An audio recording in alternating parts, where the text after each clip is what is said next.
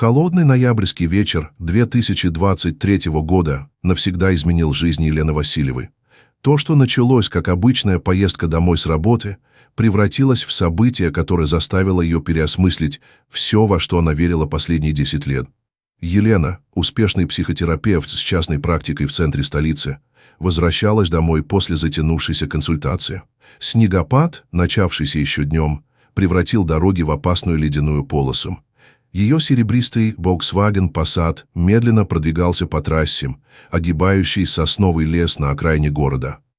Первые признаки надвигающейся опасности появились, когда стрелка спидометра показывала чуть больше 60 км в час. Поворот, который Елена проезжала сотни раз, внезапно превратился в смертельную ловушку. Колеса потеряли сцепление с дорогой, и машину начало неконтролируемо заносить. В свете фар показался силуэт грузовика, движущегося навстречу. Время словно замедлилось, когда Елена поняла, что столкновение неизбежно. Ее руки, сжимающие руль, покрылись холодным потом, а в голове пронеслась вся жизнь. И именно в этот момент произошло то, что впоследствии заставило ее усомниться в реальности происходящего. Черный внедорожник BMW X7, появившийся словно из ниоткуда, резко вырулил перед ее машиной. Маневр был настолько точным и профессиональным, что казался невозможным в таких погодных условиях. Удар был сильным, но не смертельным. Внедорожник принял на себя основной импульс столкновения, защитив машину Елены от лобового столкновения с грузовиком. Когда все закончилось, она сидела в своем искореженном автомобиле, пытаясь осознать произошедшее. «Все хорошо. Вы в порядке?» Этот голос. Елена знала его каждой клеточкой своего тела. Голос, который преследовал ее в кошмарах последние 10 лет. Голос человека, чье исчезновение породило больше вопросов, чем ответов. Алексей Морозов, или просто Алекс, как его знала Елена, стоял перед ней в черном кашемировом пальто, словно не прошло этих 10 лет. Его темные волосы, слегка тронутые сединой на висках, все так же непослушно падали на лоб. Глубокие карие глаза смотрели с той же интенсивностью, что и раньше. Их история началась 15 лет назад, в маленьком городке. Елена была молодым психологом, только начинающим карьеру. Алекс появился в ее жизни как успешный бизнесмен, занимающийся международными перевозками. Их роман развивался стремительно, и через полгода они поженились. 2 года казались идеальными. Путешествия, роскошный дом, светские мероприятия. Алекс давал Елене все, о чем может мечтать молодая женщина. Но затем начали происходить странные вещи. Загадочные телефонные звонки среди ночи, необъяснимые отлучки, крупные суммы денег, появляющиеся и исчезающие со счетов. А потом было то роковое утро, когда в их дом ворвался спецназ. Елена помнила его как вчера. Люди в масках, крики, документы, разлетающиеся по комнате. Алекс исчез за несколько часов до операции, оставив после себя лишь записку. «Прости, я всегда буду рядом, когда ты будешь нуждаться». Последующее расследование показало, что ее муж был не тем, за кого себя выдавал. Международный преступник, мастер перевоплощений. Он был связан с серией громких преступлений по всей Европе. Фальсификация документов, мошенничество в особо крупных размерах, подозрения в организации заказных убийств. Список был длинным. И вот теперь, 10 лет спустя, он стоял перед ней на заснеженной трассе, держа ее за плечи своими холодными руками. Его появление было словно сцена из фильма. Идеально рассчитанное спасение, будто он все это время следил за ней, ждал подходящего момента. «Я всегда держу свои обещания, Лена», — произнес он тихо, но в его голосе чувствовалась сталь. 10 лет я наблюдал за тобой издалека, видел, как ты построила новую жизнь, как добилась успеха. Я гордился тобой». Елена пыталась вырваться, но его хватка была крепкой. В его взгляде читалась странная смесь нежности и одержимости, которая пугала ее больше, чем недавняя авария. «Они никогда не поймают меня, Лена. Я стал другим человеком, создал новую жизнь, новую личность. Все это время я ждал подходящего момента, чтобы вернуться к тебе». Холодный ветер свистел между деревьев, создавая жуткую симфонию этой встречи. Где-то вдалеке слышался вой сирен. Видимо, кто-то все же вызвал полицию, заметив аварию. Алекс быстро огляделся по сторонам.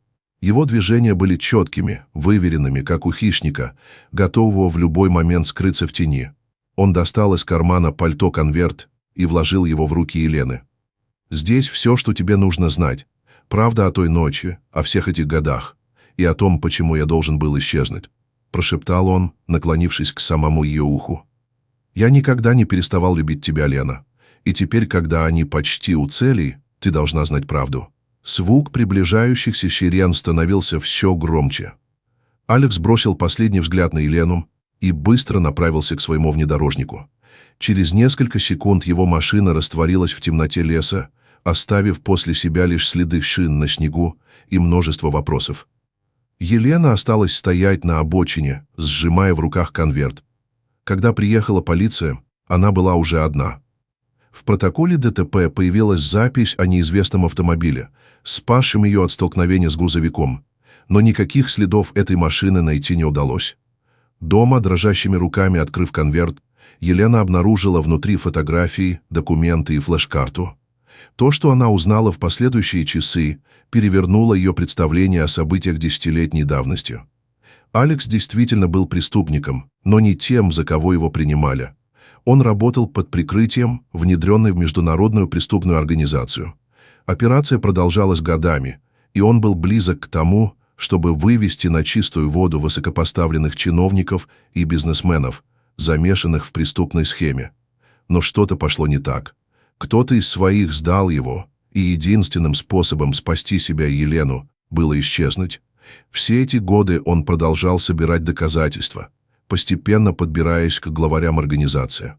Среди документов была фотография, сделанная всего несколько часов назад. Елена выходит из своего офиса.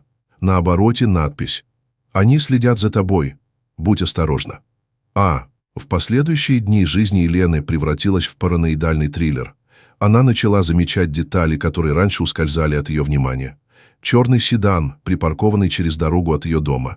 Мужчина в сером пальто, который словно случайно оказывался рядом слишком часто. Странные помехи в телефонных разговорах. На флеш-карте оказались сотни файлов, результат десятилетней работы Алекса. Схема отмывания денег, записи разговоров, компрометирующие фотографии. Но самым шокирующим было то, что некоторые имена из этих документов были ей знакомы. Уважаемые люди, с которыми она встречалась на различных мероприятиях. Через неделю после встречи с Алексом Елена заметила, что ее квартиру кто-то обыскивал. Ничего не пропало, но вещи были слегка сдвинуты, а в компьютере появились следы попытки взлома. А потом начались звонки. Сначала молчание в трубке, потом неизвестный номер, с которого приходили сообщения с координатами и временем.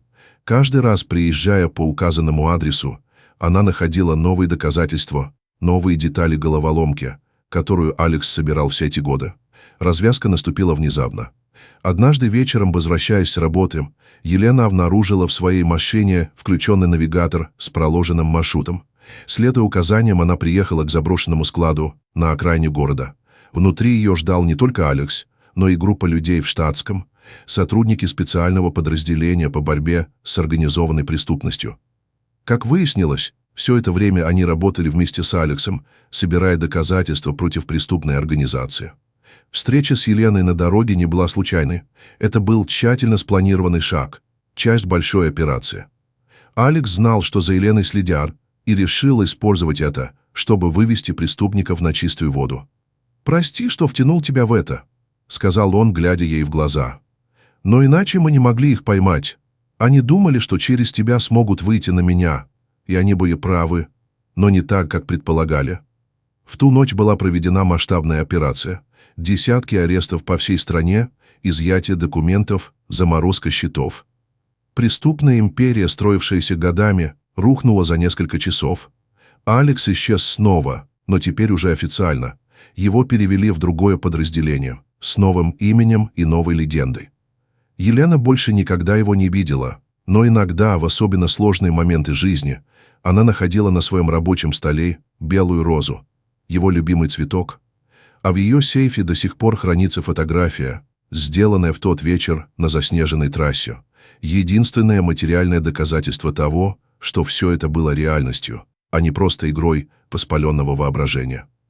История Елены и Алекса стала городской легендой, одной из тех, что рассказывают холодными зимними вечерами. История о любви и предательстве, о долге и верности, о тайнах, которые иногда лучше оставлять нераскрытыми. Но самое главное – это история о том, что иногда самые невероятные совпадения оказываются тщательно спланированными операциями, а люди, которых мы считаем предателями, на самом деле могут быть героями, вынужденными носить маску злодея.